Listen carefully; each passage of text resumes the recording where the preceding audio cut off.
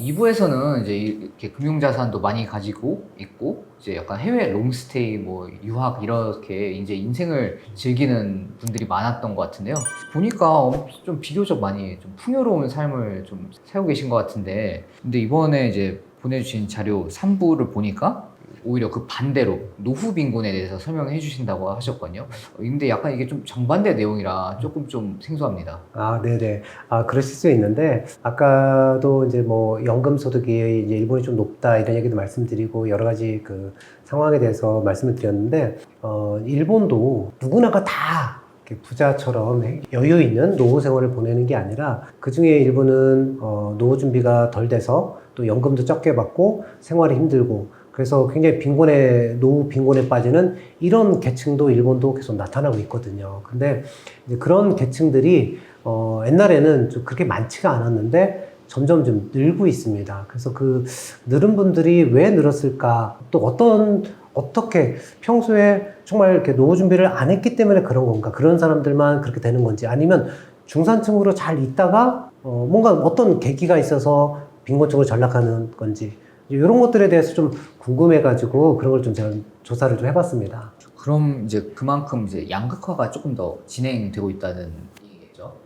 네네. 제가 이제 그래프 하나를 좀 준비를 했는데, 이 그래프가 뭐냐면요. 일본의 이제 그 기초생활수급자, 우리나라로 치면 이제 기초생활수급자가 고령자가 몇 세대 정도 있는지를 보여주는 건데, 막대 그래프가 2000년부터 2020년까지 20년 동안의 흐름을 보여주고 있는데, 처음에는 2000년에는 한 34만 가구 정도 돼요. 고령자 가구가, 기초생활수급자 가구가. 그런데 2020년에 보면 거의 90만 가구까지 늘어납니다. 즉 3배 가까이 늘어난 걸 보면서 일본도 점점점 노후 빈곤에 빠지는 고령층들이 늘어나고 있다는 것을 말씀을 드릴 수가 있습니다.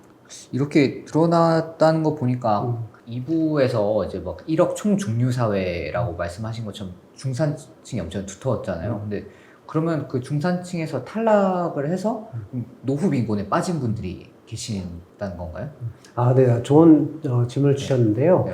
사실은 이제 처음부터 노후 준비를 안 한 분들은 어쩔 수 없이 이제 노후 빈곤에 직면할 수밖에 없는, 그건 뭐 어느 나라나 마찬가지라는 생각이 드는데, 제가 지금부터 조금 이렇게 소개를 해드리고 싶은 거는, 중산층으로 잘 있다가 어떤 계기로 인해서 노후 빈곤으로, 빈곤 노인으로 빠져버리는 이런 케이스가 있어서 그거를 좀 시청자분들에게 좀 소개를 하면서 아, 우리는 저렇게 안 돼야 되겠구나, 저런 걸 좀 조심해야 되겠구나, 이런 걸 좀 소개를 해드리고 싶은데, 일본에 이제 후지타 다카노리라는 분이 계신데 이분이 이제 비영리 단체를 만들어서 노숙자라든지 노후 빈곤에 빠진 분들을 상담을 해서 좀 도와주는 그런 활동을 했어요. 근데 이제 그런 활동을 하면서 상담하시는 분들에게 어떻게 이런 노숙자가 되셨습니까? 이제 나이 70, 80 되셔서 이제 그런 모습이 또 빈곤층이 되어 있으니까 젊을 때는 어떤 일들을 하셨습니까? 이렇게 물어보다 보니까 거기에서 이게 모든 사람들이 다 가난했던 사람들이 노후에도 가난해지는 게 아니라 젊을 때는 중산층이었는데 노후에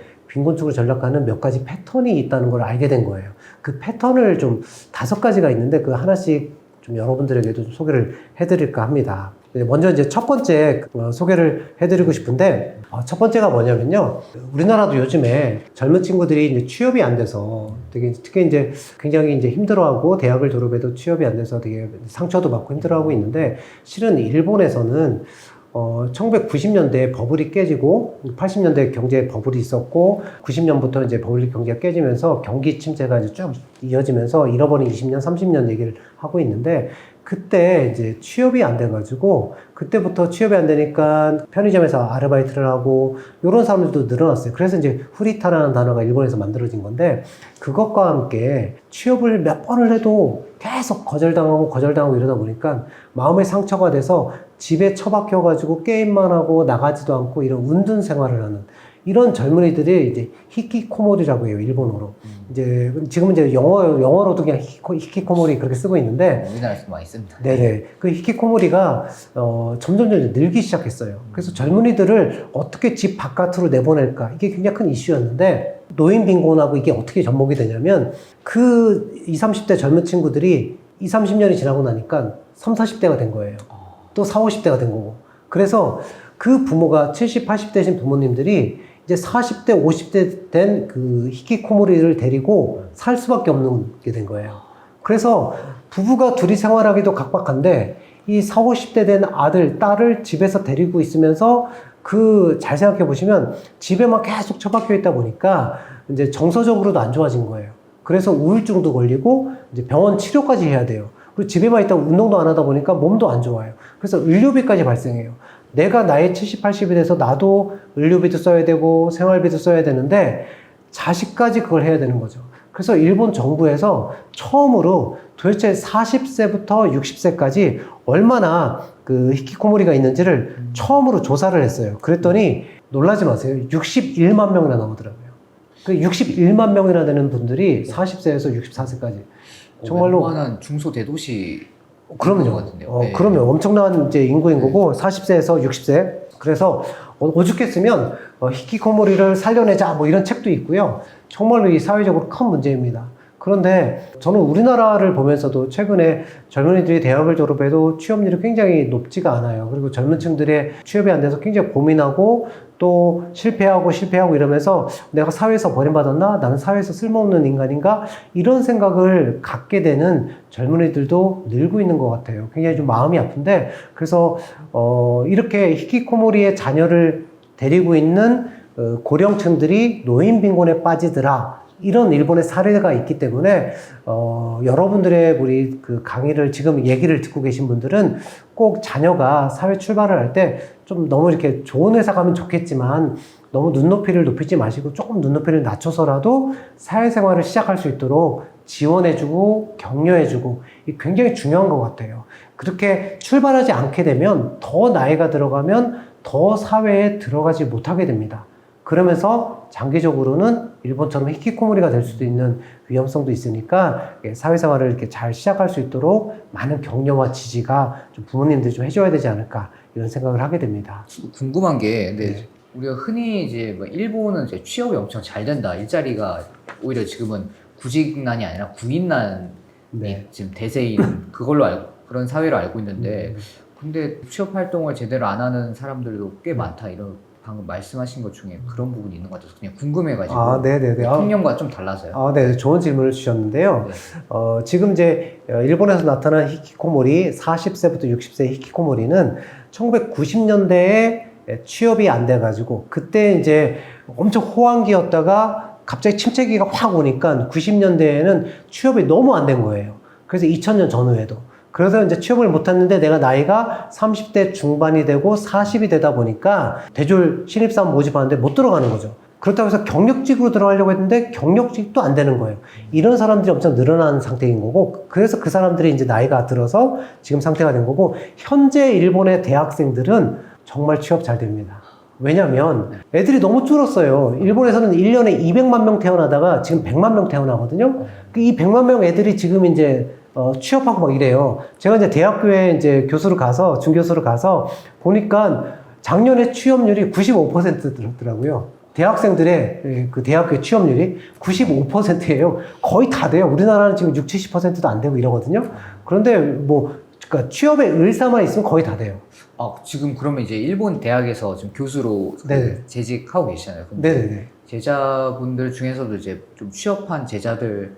있죠. 네. 취준을 오래 하거나 그런 사람은 그럼요. 제가 이제 실은 4월 달부터 대학교에서 이제 가르치고 있는데, 이제 일본에서는 한국하고 좀 대학교가 달라서 이렇게 적은 인원으로 이렇게 제 연구실에 몇 명, 이제 학부인데도 불구하고 제 연구실에 이제 한 7명 정도가 제 연구실 소속인 학생들이 있어요. 그럼 이제 원래 우리나라에서는 대학원생들이 조교나 뭐 그런 걸 하면서 랩에 소위 말하는 랩에 소속돼 있다 하는데 거의 학부생들이. 네, 학부생 이제 제 랩에 소속이 되어 있는데 3학년이 4명 있고 4학년이 3명 있어요. 이제 그래서 이제 제가 이제 한국 경제를 가르치고 있는데 이제 그런 한국의 사회 경제에 관심이 있다고 해서 들어왔는데 그 친구들 한 명 한 명 이제 얘기를 들어보니까 이제 4학년을 때 이제 취업 활동을 시작을 해요. 보통 4월 달에 취업 활동하는데 이제 어디를 가려고 하느냐 이것저것 면담을 하고 내가 도와줄 건 없느냐 이제 추천서도 써주고 막 이렇게 했죠. 그랬는데 6월 달 되니까 벌써 다 내정을 다 받았어요.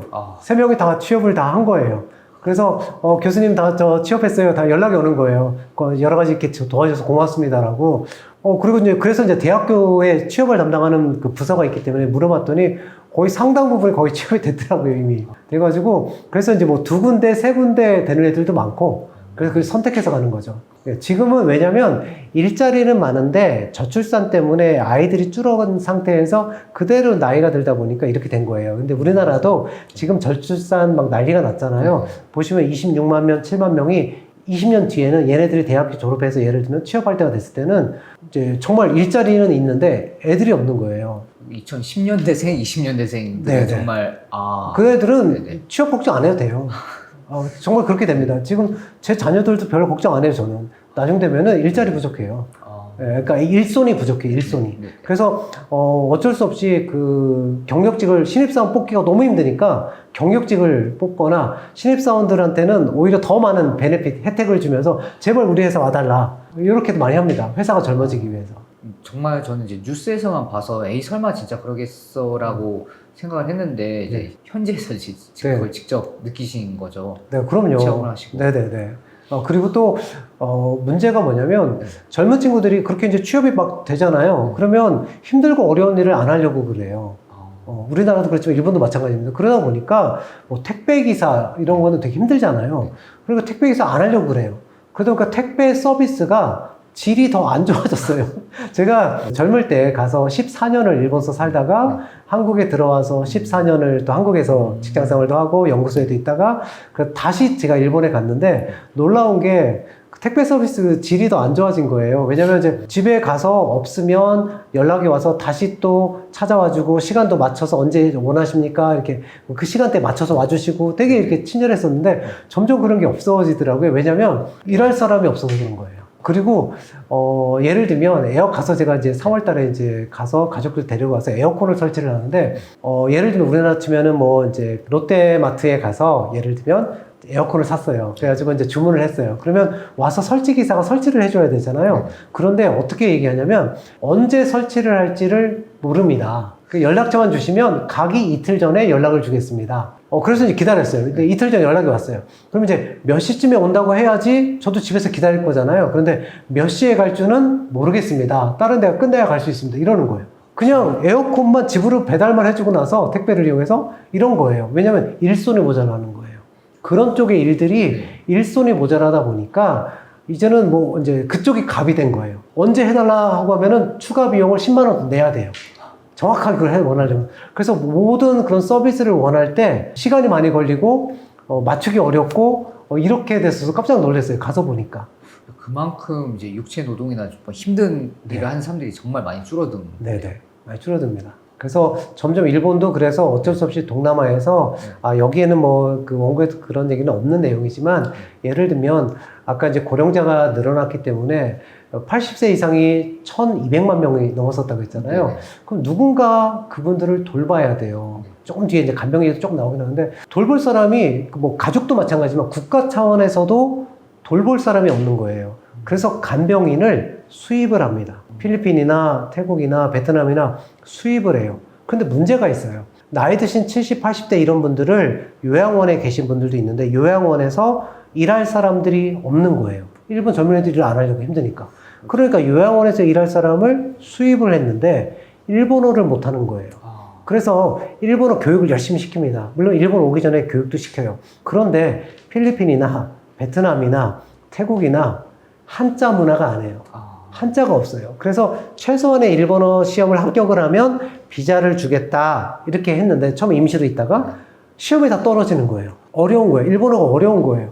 그래서 그 기간을 길게 해주고 또 더 일본어 교육을 시켜주고 왜 언어가 돼야지 대화를 하고 이제는 어떤 서비스를 해줄 거잖아요. 그런데 언어가 안 되니까 그 간병 서비스를 해줄 수 없잖아요. 기본적인 의사소통이 의사소통이 안 되니까 네. 이제 그런 문제도 발생하고 있습니다.